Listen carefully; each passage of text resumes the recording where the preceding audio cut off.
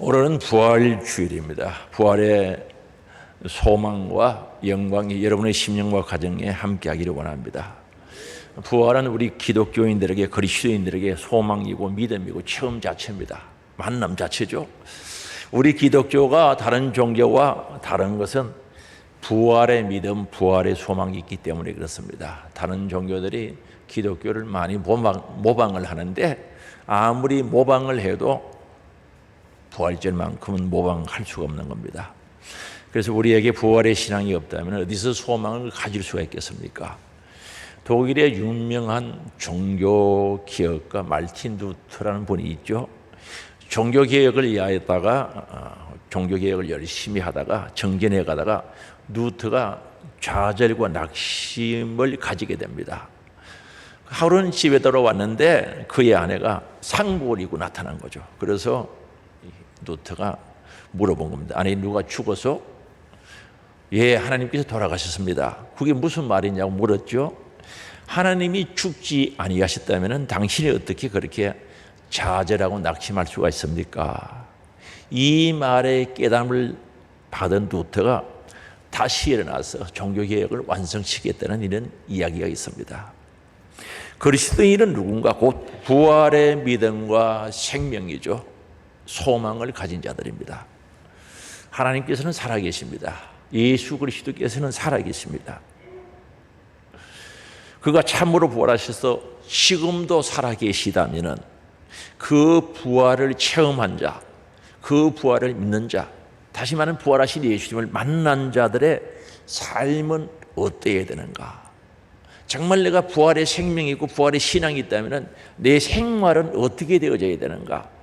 중요하죠. 예수님께서 십자가에 돌아가신 후에 제자들은 모든 것을 포기하고 깊은 실망과 시리에 빠져서 뿔뿔이 흩어졌죠. 엠마오로 가는 두 제자가 있죠. 고향으로 돌아갑니다. 이들은 시리에 빠져서 정말 힘을 잃은 모습 그대로 걸어가고 있었습니다. 예루살렘에서 있었던 일들을 이야기하죠. 예수님이 십자가에 못 박혀 돌아가셨다. 그런 얘기를 하면서 고향 집으로 돌아가는 그들의 모습을 또 우리가 생각해 볼 수 있고, 시몬 베드로를 이시하여서 몇 명의 제자들은 옛날 지급으로 돌아가고자 하는 거죠. 갈릴리 바다로 가서 고기를 잡으려고 생각들을 하고 있었던 겁니다. 어떤 제자들은 혹시나 예수님처럼 잡혀가지는 아니할까 비밀 은신처에 숨어 있고 또한 두려움에 떨고 있었던 것이 또 사실입니다. 바로 예수님이 십자가에 못 박혀 돌아갔을 때 고난의 현장에 또 주위에 있었던 사람들이 그 모습들이죠. 그런데 다만 예수님의 큰 사랑을 받았던 막달라 마리아와 그를 위시한 여제자 몇 사람은 이들의 생각과는 완전히 달랐습니다. 이 여인들의 마음은 장례를 제대로 못 치르고 돌아가신 그 우리 예수님을 생각하면서 안타까워하면서 안식 후 첫날 바로 새벽 4명에 향품을 준비해서 아리마대 요셉이죠. 예수님 장사 지내는 그 무덤에 찾아갔던 겁니다. 그런데 그들이 그 무덤에 찾아서 목적한 것이 뭡니까? 예수님의 무덤이 비어 있었다는 겁니다. 빈 무덤이었다는 겁니다. 그때 천사의 놀라운 소식을 접하게 되는데 6절이죠. 그는 여기 계시지 않고 그가 말씀하시는 대로 살아나셨다. 그가 누우셨던 곳을 보라는 거예요. 빈 무덤이라는 뜻이죠. 얼마나 놀랐겠습니까? 향품을 사서 몸에 발라주려고 왔는데 빈 무덤이었다는 거죠. 그리고 이어서 8절에 보면 그 여자들이 무서움과 큰 기쁨으로 빨리 무덤을 떠나 제자들에게 알리려고 다름질할세라고 합니다. 여기 보면은 여인의 상태, 빈 무덤을 본 여인의 상태가 어땠는가? 무서움과 큰 기쁨이라는 모순된 감정을 대비시키고 있는 거죠. 두려움이 찾아왔고 큰 기쁨이 있었다는 거죠. 천사의 임재도 놀라운 사건이죠. 무서웠겠죠. 초자연적인 사건 앞에서 두려움을 느낀 겁니다. 그러나 한편으로는 예수님의 부활의 소식을 접하면서 큰 기쁨을 느끼고 있는 모습을 우리가 바라볼 수 있지 않습니까? 이것은 신앙인으로서 하나님의 초월적인 사건을 체험할 때 일어나는 심리 상태의 전형적인 모습입니다. 우리 인간의 상상을, 생각을, 내 경험을 초월한 일들이 일어났을 때 체험되어지는 심리적인 전형적인 모습이 두려움이 오게 되는 거죠. 그래서 초자연적인 사건 앞에서 두려워할 수밖에 없다는 거죠. 그러나 그 사건이 본질적으로 우리에게 다가오는 하나님의 은총임을 자각할 때, 깨달을 때 하나님의 기쁨이 동시에 막 느껴지고 체험되어지는 거죠. 놀라운 모습이, 기적적인 모습이 나를 위해서 찾아오는 주님의 은총, 주님의 은혜, 주님의 사랑임을 깨끗하질 때 오는 그 기쁨은 이루 말할 수 없는 겁니다. 그래서 어떻게 보면 기독교를 신비의 종교라고도 이야기하죠. 신비롭죠. 그래서 부활하신 주님을 이 여인들은 만났던 거죠. 그 만나고 큰 기쁨을 가지게 된 거죠. 그들의 생각과 지식과 경험을 초월한 부활하신 예수님을 만나고 큰 기쁨을 가졌다는 거죠. 우리 인생에 있어서 두려워하는 것이 뭡니까? 가장 큰 문제는 죽음의 문제 아닙니까? 죽음이 인류의 왕도를 타고 있다는 사실이죠. 죽음이 우리 인간을 지배하고 있다는 사실이죠. 죽음의 지배에서 자유할 사람은 아무도 없습니다. 한 사람도 없습니다. 그런데 이런 반드시 죽을 인생에게 죽음 이후에 부활이 참으로 확실하다면 이것이야말로 인류에게 가장 기쁨의 소식이 아니겠습니까? 그렇습니다. 부활의 주님을 모시고 사는 자들은 적어도 인생의 근본 문제인 죽음의 문제를 해결하고 사는 자들입니다. 그래서 주님은 일찍 그의 친구 나사로의 무덤 앞에서 나는 부활이요 생명이니 나를 믿는 자는 죽어도 살리겠고 살아서 믿는 자들은 영원히 산다고 선포하신 거죠. 정말 우리 예수는 부활 다시 사신 분이고 생명을 주시는 분이고 바로 그 예수를 믿는 자는 죽어도 살리고 살아서 믿는 자는 영원히 산다는 거죠. 이것이 바로 우리가 부활의 주님을 만나고 그 부활의 주님을 인해서 기뻐해야 할 이유다라는 거죠. 죄값으로 말미암아 죽을 인생들에게 부활의 소망은 이것보다 더 큰 기쁨이 어디 있겠습니까? 이 소망이 확실하다면 우리는 보이는 것, 느끼는 감각적인 현실을 넘어서서 기뻐할 수 있는 거죠. 우리의 모든 환경과 조건을 초월해서 기뻐할 수 있다는 거죠. 그래서 부활의 능력과 권세에 체험한 그들의 마음속에 도대체 무슨 두려움이 남아있겠습니까? 무슨 슬픔이 있겠습니까? 부활을 목격하고 부활하신 예수를 만난 사람들에게 무슨 슬픔이 있으며 무슨 근심 걱정이 있었고 어둠이 있을 수 있겠습니까? 기쁨 자체죠. 우리의 예배가 기쁨과 축제의 예배가 될 수 있는 것은 부활의 소망이 우리를 이끌어가기 때문에 그렇다는 거죠. 정말 부활의 소망, 영원한 이 소망을 가지고 정말 이끌림을 받는 사람들은 예배가 기쁨이 될 수밖에 없는 것은 이미 부활의 믿음을 가지면 기쁨이 넘치기 때문에 기쁨의 예배가 될 수밖에 없다는 거죠. 그래서 오늘 우리는 부활의 소망이 이끌려 예배도 드리고 찬송도 하고 기뻐하고 충성도 하고 행복한 신앙생활이 될 수 있게 바랍니다. 사도 바울은 빌립보서 4장 4절에 보면은 주 안에서 항상 기뻐라. 내가 다시 말하노니 기뻐라 그랬습니다. 사도 바울은 감옥에 있어요. 로마 감옥에 있으면서 빌립보 교회 교인들을 향해서 기뻐하라는 거죠. 어디서 그런 기쁨이 나옵니까? 아니 감옥에 몸이 묶어 있다고 할까요? 묶인 거 맞죠? 착고에 채워지거나 아니 자유가 없는 곳이죠. 그곳이 감옥에 있는 사람이 어떻게 빌립보 교회를 향해서 기뻐하라. 내가 다시 말하는 기뻐하라. 주 안에서 기뻐하라. 주님은 부활의 소망, 부활의 기쁨을 우리에게 주시는 분이고 그분 안에서 기뻐할 수 있고 사도 바울은 기뻐할 수 있었기 때문에 빌립보 교회를 향해서 기뻐하라고 말씀하고 있습니다. 사도 바울은 율법에 열심히 했던 자였습니다. 본인 스스로도 열심히 있었다고 이야기하고 타인도 율법으로는 열심히 있는 사람이라고 이야기합니다. 그러나 그에게는 기쁨이 없었어요. 그러나 다메섹에 있는 예수 믿는 사람을 잡아다 옥에 가두려고 다메섹으로 가다가 도상이라고 그러죠. 길 위라는 뜻이죠. 부활하신 예수님을 만나는 거죠. 그럼 몰랐어요. 예수님 평소에 본 적도 없고 하니까 당신 누구냐고 물으니까 나는 너가 핍박하는 예수라고 이야기했어. 그 말씀 앞에 푹 떨어지지 않습니까? 당신이 누구십니까? 나는 너가 핍박하는 예수라는 거죠. 내가 무엇을 했으면 좋겠습니까? 그 부활하신 예수님을 인격적으로 확실히 만났어요. 그 다음부터 사도 바울의 삶이 싹 바뀐 거예요.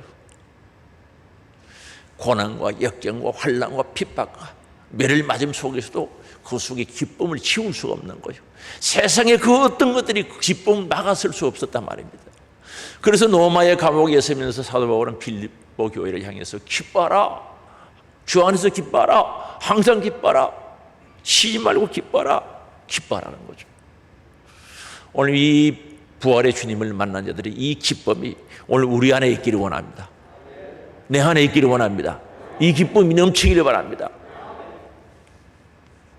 그리고 부활의 주님을 만난 사람은 그 기쁨을 가지고 그냥 있겠어요? 주님을 경배하죠. 오늘 9절에 보니까 예수께서 그들을 만나 이르시되 평안하냐 하시거늘 여자들이 나아가 그 발을 붙잡고 경배하니라. 경배했다는 거죠. 이 여인들이 어떻게 경배할 수가 있었겠습니까? 누가 경배를 할 수 있겠습니까? 누가 우리 부활하신 예수님을 경배할 수 있겠습니까? 이 여인들은 이제 예수가 참으로 하나님이신 것을 알았다는 거죠. 그분이 하나님이시다는 사실을 알았다는 거죠. 그리고 예수님께서 왜 십자가에서 고난 고통당하시고 살찌져 펴려 돌아가신 그 의미를 깨닫게 된 거죠.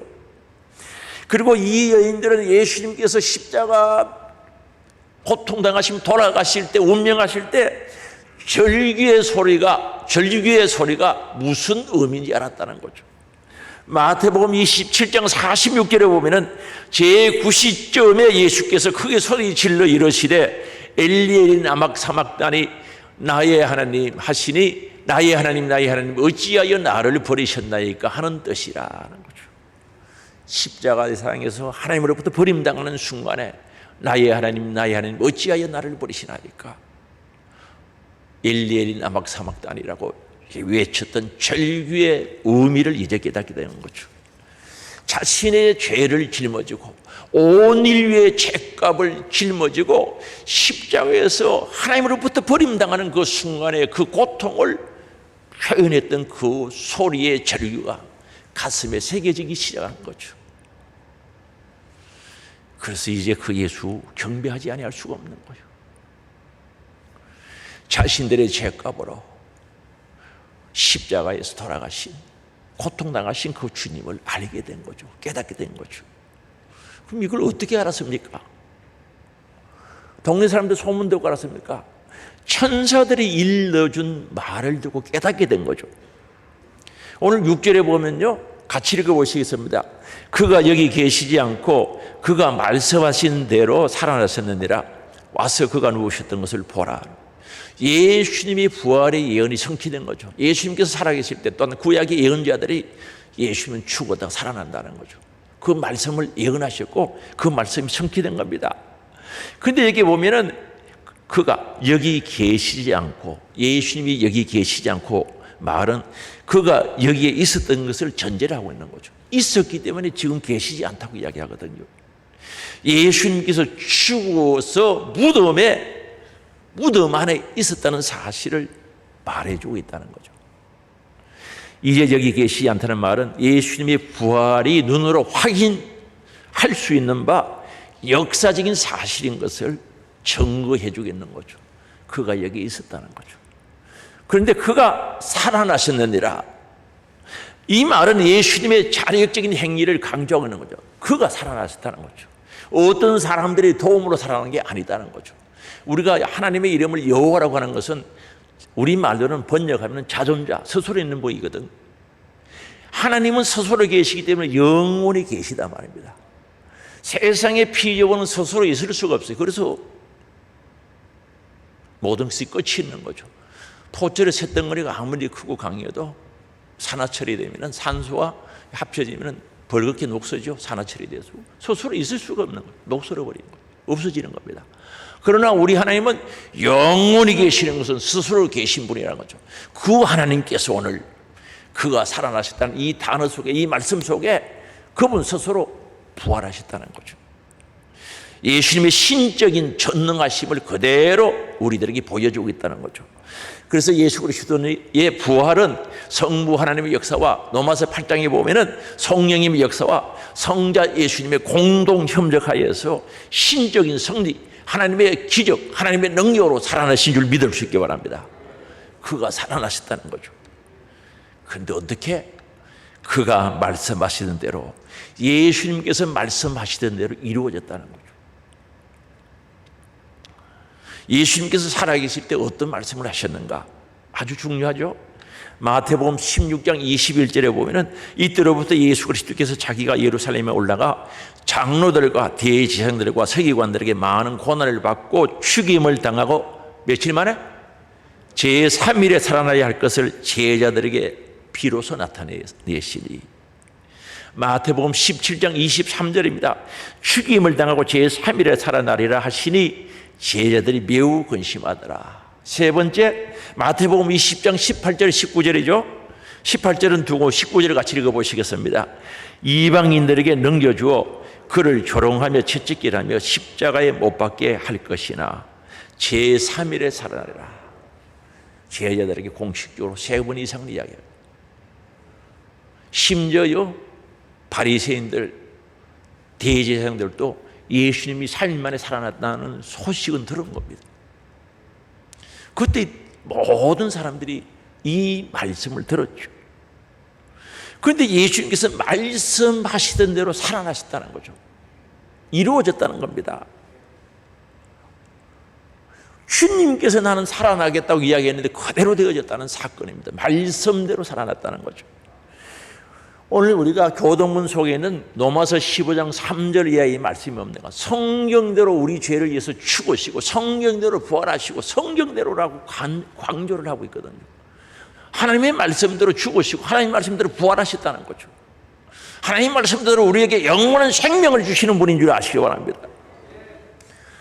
그래서 그가 말씀하신 대로, 그럼 예수님이 왜 고난을 당했습니까? 왜 고초를 당했습니까? 왜 십자가 상에서 살찌져 피 흘려 죽으셨냐는 거죠. 그것은 우리의 죄 때문이라는 거죠. 우리의 죄 때문에. 마태복음 8장 17절에 이는 선지자 이사야를 통하여 하신 말씀이 우리의 연약한 것을 친히 담당하시고 병을 짊어지셨도다 함을 이루려 하심이라. 베드로 2장 24절도 마찬가지입니다. 같이 읽어보시겠습니다. 친히 나무에 달려 그 몸으로 우리 죄를 담당하셨으니 이는 우리로 죄에 대하여 죽고 의에 대하여 살게 하려 하심이라. 그가 채찍에 맞음으로 너희는 나음을 얻었나니. 친히 나무에 살찌져 펴려 돌아가신 것은 우리 죄를 담당하시러 돌아가셨다. 내 죄값, 죄의 삭은 사망인데 그 죄값을 대신해서 고통당하시고 모욕당하시고 희롱당하시고 십자가에서 속량의 죽음을 죽어주셨다는 사실을 분명히 말씀합니다. 그럼 그들은 이 은혜를 깨닫고 가만히 있을 수 있겠습니까? 예수님이 나를 살리려고 십자가에 그 고통당하시고 죽으신 그것을 보고 어떻게 가만히 있을 수 있겠습니까? 그래서 경배하는 거죠. 하나님의 사랑을, 예수 그리스도의 은혜를 아니까 경배할 수밖에 없습니다. 경배는 하나님께만 드릴 수 있는 거죠. 구원의 주가 되시고 생명의 주가 되심을 알았으니 경배할 수밖에 없습니다.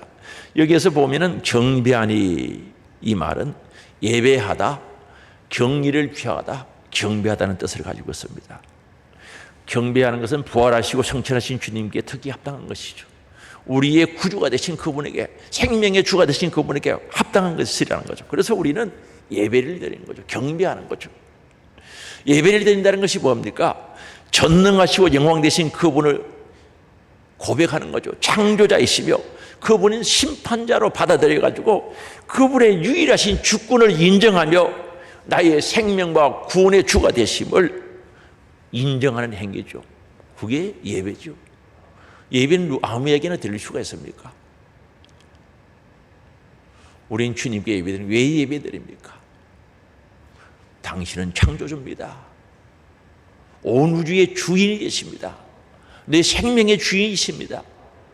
나를 죄 가운데 건져주신 속량의 은혜를 베풀어 주신 내 생명의 주가 되시기 때문에 그분을 경배하는 겁니다. 오늘 우리 이 예배가 이러한 신앙 고백 속에 들어지는 예배가 될 수 있기를 바랍니다. 그래서 예수를 믿는다는 것은, 예수님을 섬긴다는 것은 그분을 주로 받아들이는 거죠. 그분을 왕으로 받아들이는 겁니다. 그래서 왕에 대한 최대한 정의를 표하는 것이 예배인 줄 믿을 수 있기 바랍니다. 그래서 예배의 단어 속에 이런 의미가 있는 거죠.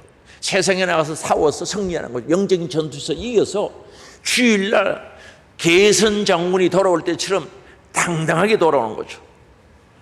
그래서 이 개선 장군들이 돌아가서 어떻게 합니까?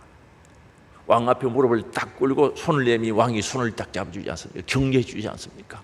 그 모습이 예배 가운데 한 부분이라는 거죠. 오늘 세상 가운데서 영적인 전투에서 승리했던 자들이 돌아와서 정말 개선 장군처럼 하나님 앞에 영광스럽게 나타나는 것이 예배인 줄 아시기 바랍니다. 무슨 힘으로? 예수의 힘으로, 부활의 능력으로, 구주 되신 예수 그리스도의 인도하심으로 우리는 쿨한 예배가 드려져야 되는 줄 믿을 수 있기 바랍니다. 그래서 오늘 우리의 경배의 대상은 오직 예수 그리스도, 하나님 한 분밖에 없는 줄 아시기 바랍니다. 밤모섬에서 하나님의 계시를 받아서 요한계시로 쓴 사도 요한이 있지 않습니까? 자신에게 하나님의 말씀 계시를 전달해 준 그 천사를 보고 경배하려고 하니까 요한계시록 22장 9절이죠. 천사가요, 한번 같이 읽어봅시다. 그가 내게 말하기를 나는 너와 내 형제 선지자들과 또 이 두루마리의 말씀을 지키는 자들과 함께 된 종이니 그러하지 말고 하나님께 경배하라되. 천사도 나 종이다라는 거죠. 종이니까 나에게 경배하지 말고 누구에게 경배하라고요? 하나님께 경배하라고 했습니다. 우리 예수님께서 마귀를 유혹합니다. 40일 금식 이후에 돌이 떡이 되게 하라고 유혹을 하죠. 그리고 절 딱 한 번만 하면 만물을 다 준다 그랬어요. 그런데 우리 예수님 뭐라고 합니까? 오직 하나님만 경배하라는 거죠. 그렇습니다. 하나님과 예배해야 된다는 거죠. 부활의 주님을 만나고 부활의 은혜를 체험한 사람들, 부활의 주님을 보고 부활의 생명을 가진 자들은 주님을 경배하죠. 기쁨으로 예배드린다는 거죠. 오늘 우리의 삶이 기쁨으로 예배 경배드리는 삶이 될 수 있기를 주의 이름으로 축복합니다.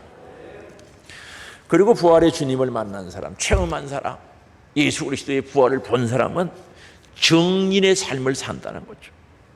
새벽에 무덤을 찾았던 여인들은 예수님을 만났죠. 9절에 보면 예수님께서 그들을 만나 이르시되 평안하나 물어보죠. 여기에 평안은 기쁨이 있느냐 이런 뜻도 됩니다. 제자들에게 너희들 기쁨이 있느냐 평안하냐 만나서 물어본 겁니다. 여기에 만남에 대해서 그들을 만나, 이 말은 만났다는 뜻이죠. 말 그대로입니다. 만났다는. 누가? 예수님이 이 여인들을 만났고 이 여인들이 예수님을 만나게 된 거죠. 다시 말하면 여인들에게 부활하신 예수님이 찾아온 거죠. 여인들은 부활하신 예수님을 만난 겁니다. 이 여인들을 보세요. 빈 무덤을 보고는 한번 깜짝 놀랐어요. 이제 부활하신 예수님을 만난 거죠. 성경에는 부활의 주님을 만난 사람들을 부활을 믿는다라고 표현하고 있지 않습니다. 부활의 주님을 만났던 사람들, 부활을 믿는다라고 서지 않고 부활의 정인이 되어서 그들이 한 얘기가 주님을 만났다. 뭐라고요? 주님을 만났다. 그분과 함께 살고 있다고 표현하고 있습니다. 그 이유가 무엇입니까? 부활의 신앙이라는 것은 예수님을 인격적으로 만나는 것이며 그분과 함께 사는 것이 부활의 신앙입니다. 그래서 그들이 한결같이 증언하기를 나는 부활의 주님을 만났다. 나도 만났다. 에마오로 가던 제자들도 만났다. 그래서 그들과 함께 바로 그 부활하신 주님과 함께 사는 겁니다. 그래서 이 부활의 신앙은 고백에서 그치는 것이 아니라 만남으로 발전해 가야 된다는 거죠. 진보해 가야 된다는 거죠.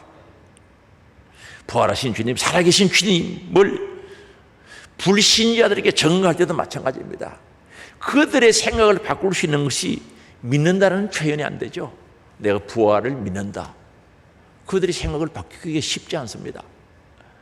내가 그분을 만났다. 부활하신 예수님을 만났다. 고백되어져야 되는 줄 믿을 수 있기 바랍니다. 내가 그분과 함께 산다.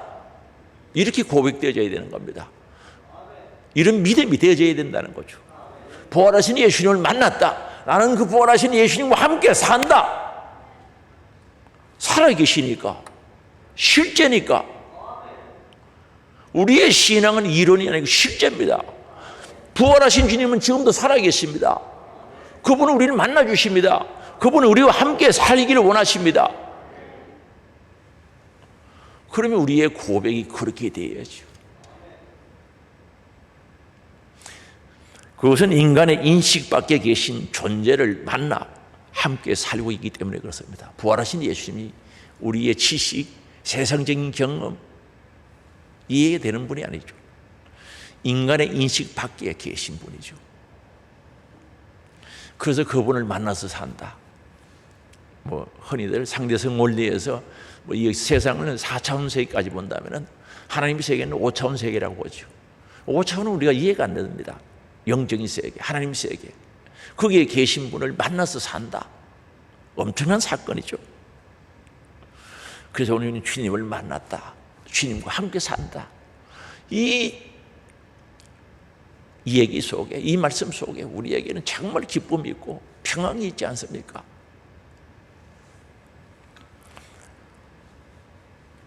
지난주에 경주 송림기도원에 이제 설교하러 갔다가 기도원 원장 목사님한테 이 얘기를 들었어요. 저 친구 목사가 울산에 있는데 40일 금식 기도를 한 번 하고 두 번째 하고 보식을 두 번째 했는지 보식 중인지 내가 그건 정확하게 못 들었습니다만 두 번째 40일 금식을 기도하고 금식 기도를 하고 난 뒤에 그렇게 들은 것 같아요. 코로나19가 딱 와가지고 돌아가셨다는 거죠. 천국 갔다는 거죠. 그래서 이제 친구, 송림기도원 그 원장 목사님 씨하고 친구 아닙니까? 둘이 이야기를 친한 친구거든요. 신학교 같이 다녔으니까 한 방에서 자고 있으니까 그런 생각이 들더라고요. 솔직히 가족들은 섭섭하지만 참 금식기도 하고 깨끗한 상태에서 회개하고 천국 갔으니까 참 행복하다, 좋다 싶은 생각이 들더라고요. 그런데 친구도 이제 경주 기도원 친구도 그렇게 이야기하는 거죠. 우리 인간적으로 보면 섭섭하지만은 정말 예수 믿고 철저히 회개하고 그 친구가 좀 방황했어요. 그래서 한 번 40일 금식기도 하고 두 번째 하고 그렇게 됩니다. 철저히 회개했겠죠. 그래서 행복해 보이는 거죠. 우리 둘 다 그렇게 이야기하는 거죠. 신앙적으로 보면은 잘된 일일 수도 있다는 거죠. 편안하게 천국 가서 믿어져요? 부활의 예수님 믿는 사람들은 그게 절대 슬픈 일이 아닌 거예요. 인간의 육정이 있어서 가족들은 섭섭하겠지만 그 사모님도 잘 알아요. 그러나 편안하게 천국 가시고 한번 보세요. 40일 금식 기도하면서 여러분 금식 기도하면 다른 욕망이 없어져 버리거든요. 한 번 하고 두 번째 하고 했으니까 무슨 금식요 3일만 해도요 세상에 부러울 게 하나도 없어요. 밥 한 숟가락만 먹으면 추 한 숟가락만 먹으면 끝나지. 여러분 금식 안 해보셨습니까? 금식하면 그저 죽 한 숟가락만 하면 돼요. 아무 욕심이 없어지는 거. 편안하게 하나님 나라 가는 생활을 생각하니까 이제 친구 기도 목사님하고 만나서 참 행복하게 천국 갔다. 감사하다 그랬어요. 얼마나 급했는지 연락은 안 왔더라고요. 한번 가봐야 되겠다 싶은 생각입니다. 사모님도 잘 아는 사람. 한번 후에 찾아가야 되겠다 싶은데 왜 이런 말씀을 드립니까? 사랑하는 성도 여러분, 예수님, 부활하신 예수님 만났죠? 확신하죠? 그분과 함께 살죠? 부활의 생명이 있죠? 죽어도 살겠고 이 생명이 있어야 되는 거예요. 물어봅니다. 대답은 안 하셔도 됩니다. 여러분들은 부활을 믿는 자, 나는 부활을 믿는다, 부활을 믿는 자들입니까?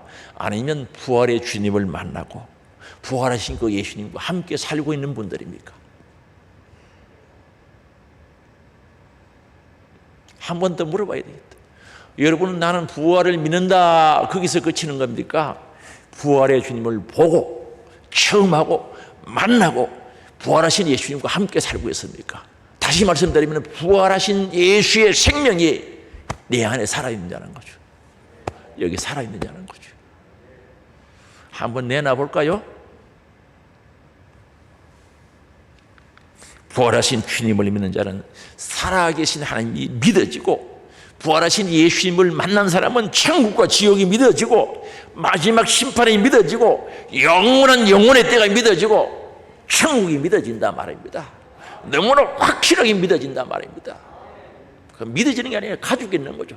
내 가슴 속에 가지고 있는 겁니다. 그러므로 죽음의 권세에 계시고 부활하신 예수를 증거할 수밖에 없지 않습니까? 부활하신 예수를 만나고 체험하니 예수가 내 안에 계세요. 예수 생명이 있어요. 내 안에 천국이 있어요. 마지막 심판이 있어요. 영원한 영혼의 때가 있어요. 어떻게 부활의 증인이 되지 않고 살 수가 있냐는 거죠. 그거 어떻게 혼자 가지고 있을 수 있습니까? 좋은 대학교, 서울의 제일 좋은 대학교, 여러분의 자녀들이, 손녀들이 1등으로 들어가면은 한 달 동안 그 얘기를 하지 말고 살아라 그러면 이야기하고 싶어가 미치겠습니까? 괜찮아요?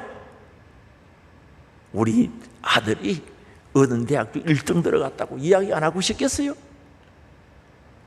그거보다 비교 안 되는 천국이 내 안에 있는데, 부활하신 예수님 내 안에 있는데 그거 어떻게 이야기 안 하고 그냥 살아갈 수 있겠습니까? 그래서 오늘 10절 말씀에 이에 예수께서 가라사대 무서워 말라. 가서 내 형제들에게 갈릴리로 가라 하라. 갈릴리로 가라고 일러준 거죠.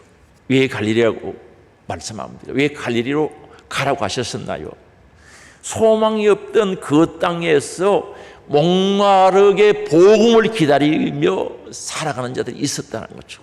그들에게 가라, 갈릴리로 가라. 그들에게 복음 전하기 위해서 가라는 겁니다. 부활의 증인이 되라는 거죠. 그래서 이 여인들은 부활의 증인이 되었습니다. 최초의 복음을 증거한 자, 최초의 전도자가 된 거죠. 부활하신 예수님을 증거하는 것은 그리스도인들의 책임입니다. 예수를 만나고 체험하고 보았고 그 예수의 생명을 가지고 예수 그리스도의 은혜로 살아가는 자, 주님과 함께 살아가는 자들이 전해야 할 사명인 줄 믿을 수 있기 바랍니다. 이 귀한 책임을 성경에서 또 다른 말로 주님의 지상 명령이라고도 표현하죠. 어떤 분들은 예수님의 마지막 요원이라고도 하는데 지상의 명령이라고 표현하고 있습니다. 이 평범한 여성들이 증거할 수 있었다면 누구나 전도할 수 있지 않겠습니까? 이들이 무덤에 찾아갔던 예수님을 만났던 이 여인들은 평범한 여인들이었습니다. 그렇다면 나도 할 수 있다는 거죠. 그러면 우리가 안 하면 누가 하겠냐는 거죠. 예수를 만난 자들이, 부활하신 예수님의 생명을 가진 자들이 안 하면 누가 하겠습니까? 지금 안 하면 언제 하겠습니까? 언제 하겠습니까? 여기서 안 한다면 어디 가서 할 수 있겠습니까? 예수 그리스도의 부활의 증인이 될 수 있기를 바랍니다. 우리 예수님 부활하셨죠? 살아계시죠? 주님이 무덤이 빈 무덤이었고 주님이 부활하시지 않았습니까? 사망 권세에 승리하셨거든요. 이기셨거든요. 그래서 주님은 산자와 죽은 자의 유일한 소망, 희망이 되시는 줄 믿을 수 있기 바랍니다. 우리가 살고 있는 시대를 어떤 분들은 그렇게 표현합니다. 절망의 시대라. 살기 좋은 시대죠. 제가 어렸을 때 그 시절을 비교하면 엄청 살기 좋은 시절입니다. 그러나 절망의 시대라고 합니다. 우리나라가요, 세계에서 자살률이 아마도 1, 2등 할걸요. 먹을 게 없습니까? 입을 것이 없습니까? 요즘 우리 살아가는 곳에서 옛날에 임금 왕들보다 훨씬 잘 살아요. 옛날에 임금들은 무슨 바나나 먹고 살았겠어요? 얼마나 윤택인지 모릅니다. 그러나 왜 절망의 시대라고 합니까? 그들이 가야 할 곳을 모르고 방황하고 있거든요. 그들에게 우리는 새 소식을 전해야 되지 않겠어요? 기쁨의 소식. 그들이 들어야 할 소식이 뭡니까? 바로 부활의 소식, 천국의 소식이죠. 영생의 소식 아니겠습니까? 전하는 자들이 없으면 어떻게 듣겠습니까? 그를 증거하는 삶을 살아가기를 원합니다. 부활의 증인이 되기를 원합니다.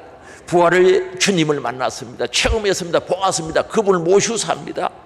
기쁨으로 하나님을 예배하며 그 은혜를 가지고 증거하는 증인의 삶이 될 수 있기 바랍니다. 이런 삶을 살아갈 때 우리 주님 우리를 사랑하시고 우리와 함께 하시고 우리를 붙들어 주시고 우리에게 능력을 주시고 영원한 영원의 때 예비해 주시고 오늘도 우리를 붙들어 사용하시되 격려하시지 아니하겠습니까? 격려하고 계시다는 거죠. 주님 살아계신 건요 이론이 아니거든요, 실제거든요. 그분을 내 안에 모시고 내가 그분 안에서 정말 행복한 신앙 생활, 소망 있는 신앙 생활, 진보하는 신앙 생활 되어지시기를 주님의 이름으로 축원합니다. 우리 다 같이 통성으로 주여 한번 부르고 회개할 거 회개하고 감사할 거 감사하면서 결단할 거 결단하시면서 통성으로 기도합니다. 주여 한번 부르고 같이 기도하겠습니다. 주여! 할렐루야. 하나님 아버지 은혜와 사랑을 감사합니다. 주의 영, 예수의 영, 성령으로 충만케 하사 어비 풍성한 삶을 살아가도록 역사하시고 정말 예수님의 십자가에 살찌자 피 흘려 돌아가신 그 은혜가 그 사랑이 깨달아지게 하시고 믿어지게 하시고 예수의 흘린 보혈의 피가 내 것이 되어지는 은혜의 역사가 일어나게 하여 주시옵소서. 주님 풍성케 하여 주시옵소서. 사랑의 아버지, 오늘도 주님의 은혜와 사랑 감사드립니다. 부활하신 예수 그리스도께서 우리를 인도해 주셨기에 오늘도 예배의 자리로 인도함을 받고 부활의 기쁨을 가지고 주님을 경배 찬양하며 예배드리게 하시니 진심으로 감사합니다. 저들에게 아버지 부활의 능력을 더하여 주시기를 원합니다. 부활하신 예수 그리스도 능력의 주님을 모시고 함께 살아가기를 원합니다. 그래야 다 부활의 증인들이 될 수 있도록 은혜를 내려 주옵소서. 기쁨으로 감사함으로 행복함으로 신앙생활을 하는 저들 되어지게 하옵소서. 우리 예수님 채찍에 맞음으로 나음을 입었다고 선포하였기에 오늘도 아픈 부위에 손을 얹으며 가슴에 손을 얹어 기도합니다. 주님 은혜 내려 주옵소서. 나사렛 예수 그리스도 이름으로 명하노니 악한 병과 더러운 귀신 질병 암병아 가난 저주 염려 근심 걱정 불신아 떠나가라 떠나가라 떠나가라 떠나가라 떠나가라 떠나가라 떠나가라 떠나가라 떠나가라 떠나가라 떠나가라 떠나가라 떠나갈지어다. 모든 질병에서 자유하게 하시고 강건하게 하시고 믿음의 사람 되게 하시고 소망의 사람 되게 하시고 주시는 능력으로 성리의 삶을 살아갈 수 있도록 인도하여 주시옵소서. 시대에 쓰임받는 하나님 사람들 되기를 원하오며 주 예수 그리스도 이름으로 기도드리옵나이다. 아멘.